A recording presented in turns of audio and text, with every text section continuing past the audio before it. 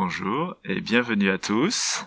Ceci est le 5e tutoriel sur les bases de Blender et nous allons y apprendre à créer nos propres objets. Nous allons ouvrir une scène vierge. Pour cela, utilisez le menu de Blender en haut de l'écran et cliquez sur File, New, General. Vous allez reconnaître la scène de Blender par défaut, où l'on a une caméra, un cube et une lumière. Nous n'allons pas avoir besoin de cette lumière, donc pour l'instant, nous allons la supprimer de la scène. En utilisant le menu de la vue 3D, allez dans Objet, et en bas de ce dernier, nous avons Delete, qui veut dire supprimer. Pour simplifier l'ensemble du processus, nous allons utiliser des images de référence, qu'on appelle parfois Model Sheet en anglais. Pour cela, nous allons les importer dans le logiciel en utilisant le menu 3D. Aller dans Add, Images et choisir Référence. Naviguez jusqu'à l'endroit où se trouvent les images. Je vais vous mettre un lien dans la description pour les télécharger et choisir le fichier appelé Export Table Perspective. On ne peut pas voir ce qu'il y a sur l'image à l'heure actuelle puisque le cube est devant. Alors nous allons changer en mode d'affichage wireframe. On peut voir maintenant que l'objet sera une table, un objet simple. Et pour la suite, nous allons importer les autres images qui correspondent aux vues orthographiques de cet objet. Nous allons bouger ce plan sur le côté et importer une autre vue. Allez encore dans Add, Images, Référence et importer l'image Exportable Front. Ceci est la face avant de cette table et pour l'aligner sur un axe, je vais vous montrer quelque chose de nouveau. Un panneau est caché derrière les outils de manipulation et vous voyez cette petite flèche. Si je clique dessus, nous avons un petit menu qui s'affiche et dans l'onglet Item, nous avons donc sa position, sa rotation et son échelle, Scale. Ce que je veux faire maintenant, c'est avoir sa rotation à 0. Pour cela, je clique avec le bouton gauche sur chaque champ et je lui donne une valeur de 0.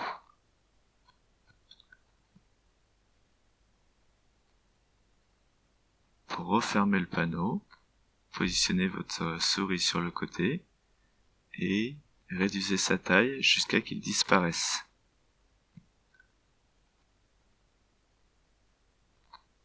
Maintenant, notre plan, il est à plat sur le sol. Ce que je veux faire, c'est le dresser à 90 degrés. Donc je vais faire une rotation sur l'axe X. Pour être sûr qu'il soit à 90 degrés, je vais utiliser un nouvel outil. Si on maintient la touche CTRL sur notre clavier pendant qu'on transforme un objet, cela va contraindre la transformation pour une rotation à un certain angle. On peut se rendre compte que pour l'instant, nous avons une rotation tous les 5 degrés. Pour pouvoir confirmer qu'on est bien à 90 degrés, on peut réouvrir ce panneau et regarder la valeur de la rotation. Elle est bien de 90 degrés. Une autre chose qui peut aider, c'est que lorsque l'on fait une transformation sur un objet, dans cette zone du logiciel, dans le coin supérieur gauche, on voit un texte marqué rotation, un certain nombre, et ensuite global. Cela signifie que nous faisons une rotation sur l'objet sélectionné, avec un certain nombre de degrés, et sur l'axe global.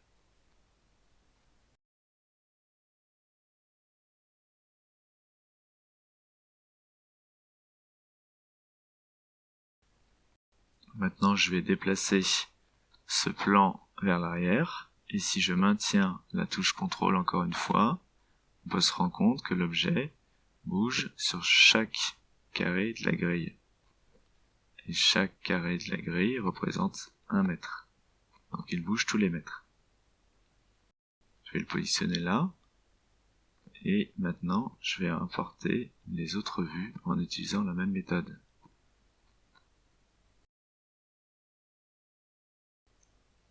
La vue side, qui est la vue de côté. Je reset sa rotation.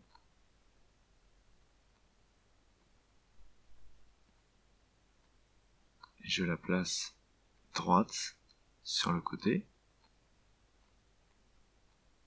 Voilà.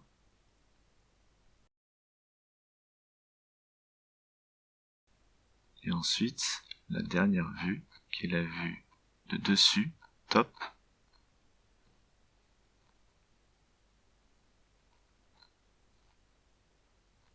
Que je vais placer vers le bas. Nous avons nos 3 vues, plus une vue perspective qui nous permet d'observer l'objet sous un autre angle. Celle-ci, on peut la positionner à n'importe quel endroit dans le monde.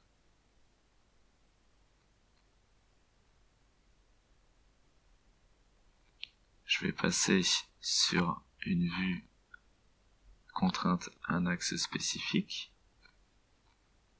Et maintenant, je vais commencer à modifier le cube. Nous allons modéliser la planche de bois au-dessus de la table. Et je vais utiliser les outils de manipulation afin que les deux concordent. On peut pas très bien voir les contours de notre objet parce que le fond est blanc. Alors ce que je vais faire, c'est sélectionner cette image de référence. Et comme pour les lumières, nous avons un onglet supplémentaire qui s'affiche, qui représente une image et qui va nous montrer les propriétés de l'image sélectionnée. Si l'on clique sur le bouton Opacity, on peut ensuite changer le curseur pour diminuer son opacité, ce qui va donner un blanc moins brillant et nous permettre toujours de voir l'image de la table. On va poursuivre avec les transformations. Ces outils vous ont déjà été montrés, bien entendu.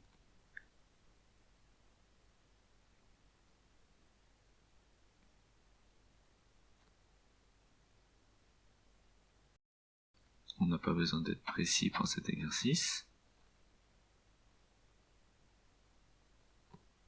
On va passer à la vue de côté et de même diminuer l'opacité de l'image de fond.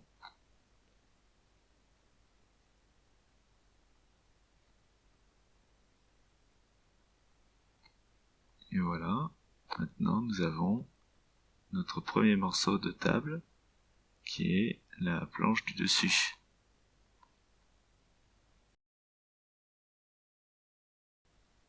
Je vais commencer maintenant à créer les pieds de la table. Et pour cela, je vais choisir un objet qui doit se rapprocher le plus de la forme du pied. Dans le menu Add que nous avons vu précédemment, on a en haut Mesh et la liste de toutes les formes de base que l'on peut choisir. Le but ici, c'est d'utiliser le moins d'objets possible. Et donc, l'objet qui se rapproche le plus de la forme des pieds de cette table, ce serait un cube. Donc, allons dans Add, Mesh, et choisissons Cube. Cela va créer un cube similaire à celui qu'on a lorsqu'on démarre la scène. Je vais repasser en vue wireframe et sur un axe spécifique.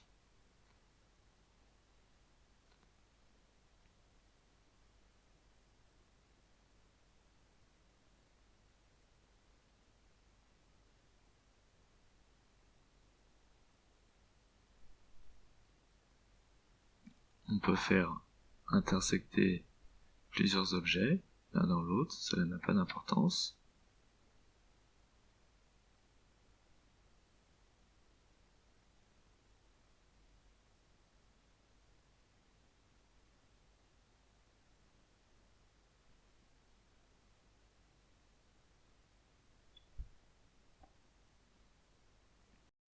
Je pense qu'on est bon là.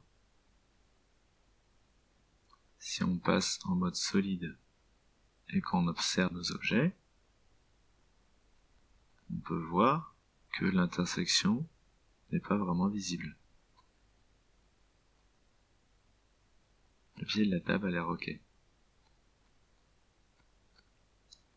Maintenant, il y a 4 pieds sur cette table. On pourrait refaire le processus de créer un cube et de le modifier. Mais il y a une manière plus simple de le faire.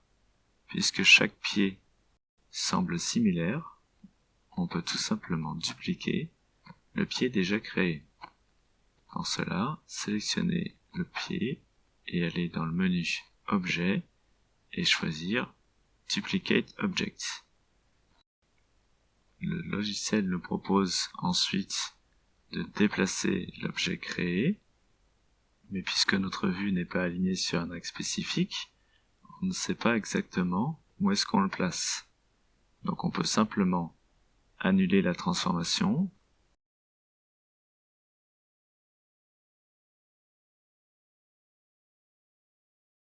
en cliquant sur le bouton droit de la souris, et maintenant qu'on le déplace, on se rend bien compte que nous avons 2 objets. Alignés à cette vue, on peut le placer correctement, et maintenant nous avons bien 2 pieds. Pour ajouter le 3e et le 4e pied, nous pouvons dupliquer plusieurs objets en même temps, donc sélectionner le 2e pied, et aller dans Object, Duplicate Object, cliquer avec le bouton droit de la souris, et ensuite déplacer les objets sur l'axe Y. Je vais changer de vue pour les aligner avec la référence. Et maintenant, nous avons une simple table avec 4 pieds. Comme nous avons vu dans l'image de référence, il y a d'autres parties à ajouter sur cette table que l'on peut voir ici dans la vue en perspective. Nous allons tous les créer bientôt. Pour faire cela, on va répéter le processus effectué jusqu'à maintenant. Quelque chose que l'on peut faire si on ne veut pas recommencer depuis un cube, c'est d'utiliser ce que nous avons déjà dans la scène.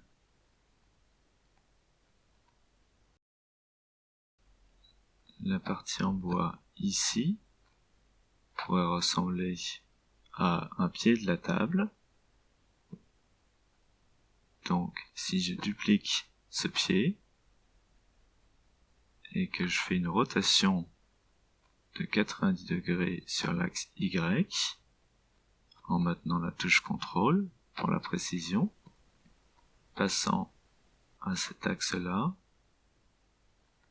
je peux maintenant modifier ce qui était précédemment un pied pour ressembler à l'objet recherché. Je vais le modifier ainsi, le déplacer,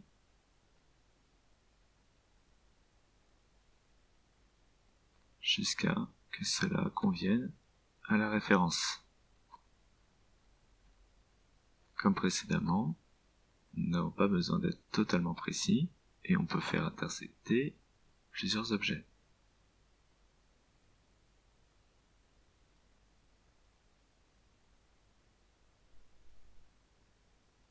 Je vais diminuer sa taille sur cet axe et je vais maintenant en faire un duplicata et le placer de l'autre côté. Voilà. La prochaine partie, c'est cette partie-là. Je vais faire exactement la même chose en utilisant la vue de dessus.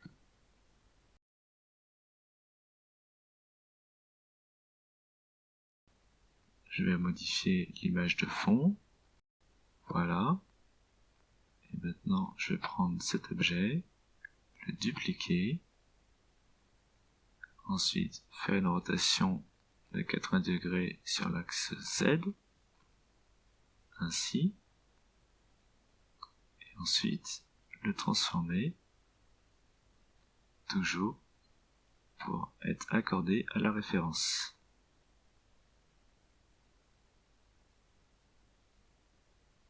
Et nous y sommes presque.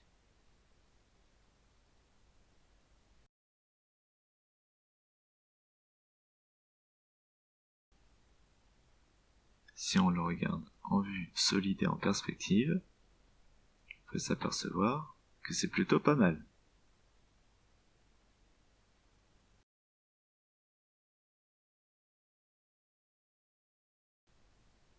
Il nous reste encore cette partie à ajouter en dessous de la planche principale.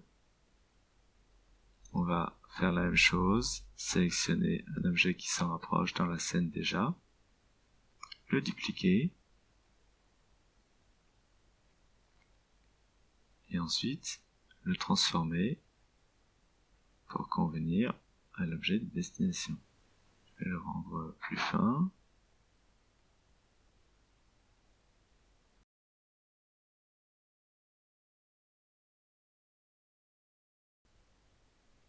Et ensuite le déplacer vers le haut. Il n'est peut-être pas assez haut.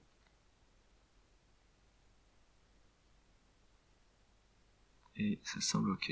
Je vais le dupliquer et le déplacer de l'autre côté. Voilà. Maintenant, j'ai les deux planches de bois sur les côtés. Et je vais en ajouter ici et là. Donc je vais sélectionner les deux planches, passer en vue de dessus. Je vais les dupliquer. Pour faire une rotation de 90 degrés. Et diminuer leur taille. Voilà. Et je vais enfin les déplacer à leur emplacement final.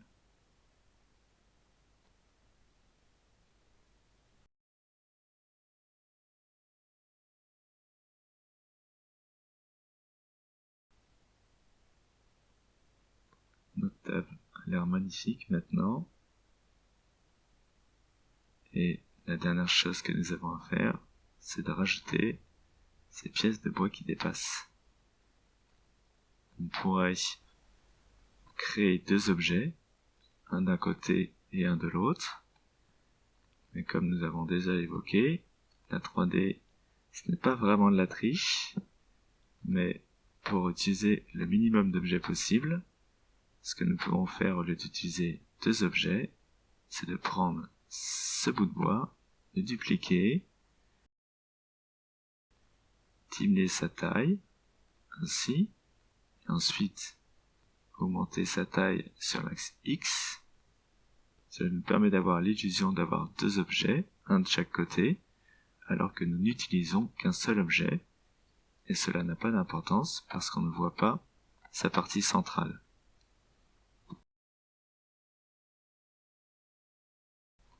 Je vais m'assurer qu'il a vraiment la bonne taille comparée aux références. Cela me semble un petit peu fin, donc nous allons modifier un peu sa taille. Et maintenant, je vais le dupliquer et le placer de l'autre côté. Pareil, m'assurer qu'il est au bon endroit.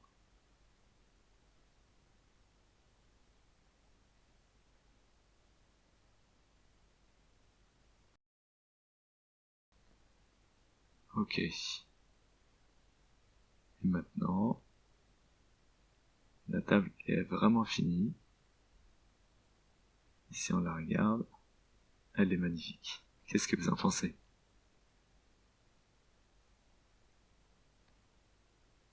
Prochaine étape, c'est de reprendre un peu ce que nous avons appris précédemment c'est-à-dire préparer toute la scène afin d'avoir un petit rendu.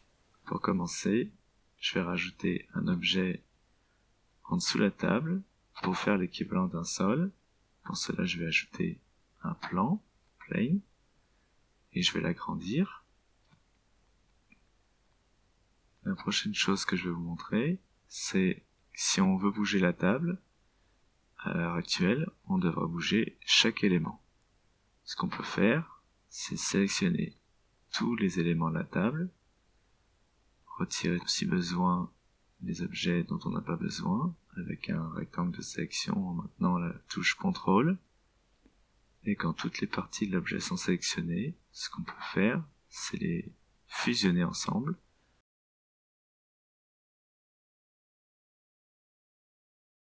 En utilisant le menu Object et en cliquant sur Join, comme joindre. Et maintenant, la table est un seul objet. Elle se déplace tout d'un bloc. Si on passe en mode d'affichage Material Preview, la table est blanche pour l'instant. Je vais modifier son matériau en faisant un duplicat de celui existant. Je vais l'appeler Wood, comme le bois, et je vais changer sa couleur vers quelque chose de marron. Je vais modifier la roughness, la rugosité un peu plus pour réfléchir un peu moins, et le curseur métallique va rester à 0, puisque ce matériau est bien diélectrique. Le rendu est basé sur la vue de la caméra, mais ce point de vue n'est pas idéal.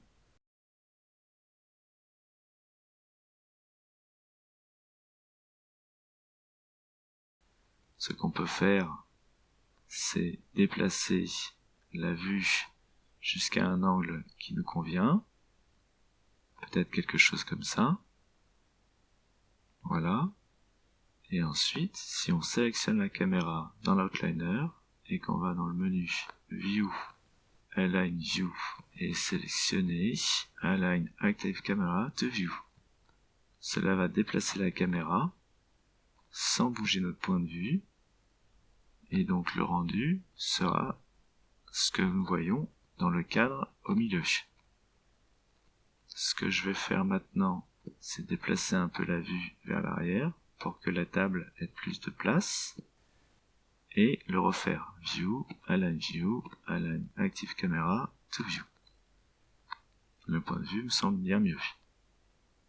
La prochaine étape est de passer en affichage Rendered et d'ajouter des lumières. Je vais faire comme précédemment, ajouter un point. Le premier comme une lumière principale qui va éclairer majoritairement l'objet, ainsi avec une lumière un petit peu plus chaude. La seconde qui sera comme une lumière opposée, qui va éclairer le côté un peu plus sombre de la table. Et la dernière va éclairer le contour de la table pour la séparer du fond.